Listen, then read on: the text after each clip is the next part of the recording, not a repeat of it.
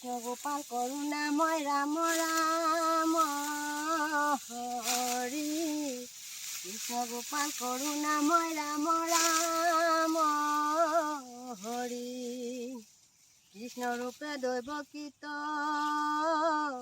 ভৈলায় বতার শঙ্খ চক্র গদা পদ্ম করত তোমাৰ বস্ত্ৰ শুভে আতি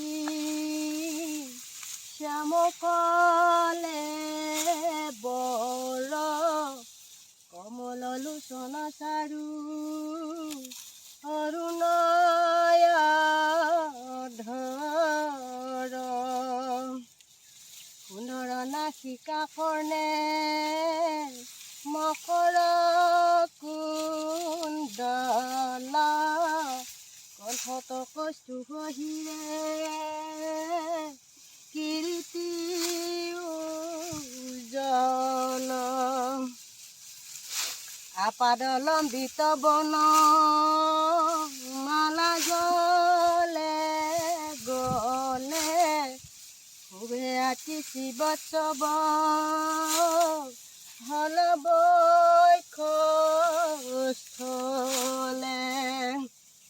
চাৰু চাৰি ভুজ যেন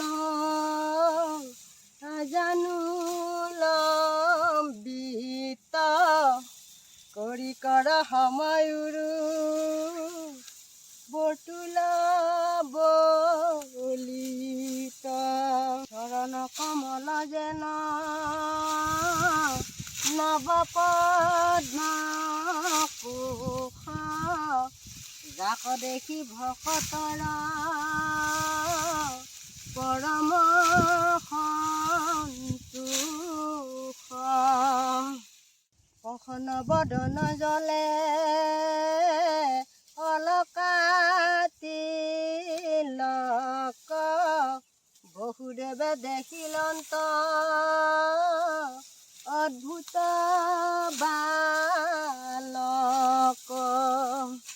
পৰি দুয়ো প্ৰাণী পাছে কৰিলন্ত স্তুতি প্ৰীতিত কহিলা প্ৰভু সমস্ত যুগুতি। এয়া দেখিছে বাপাইসকল, আমাৰ মায়ে ভগৱন্তৰ গুণনাম গাই গাই এই 2 বিঘা মাটি একেবাৰে কাটি শেষ কৰি দিলে। এয়া চাওক,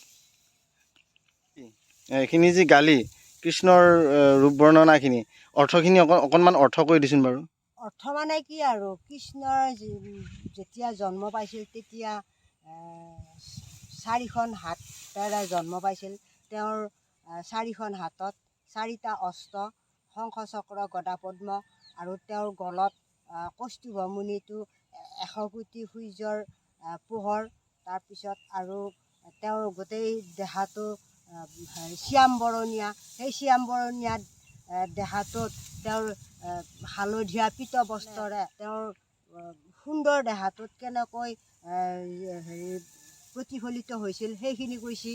তাৰপিছত আৰু তেওঁৰ গলত যিটো কৌস্তুভমণি পিন্ধিছিল সেই কৌস্তুভমণিটোৰ উজ্জ্বল হ'ল 100 কোটি সূৰ্যৰ সমান।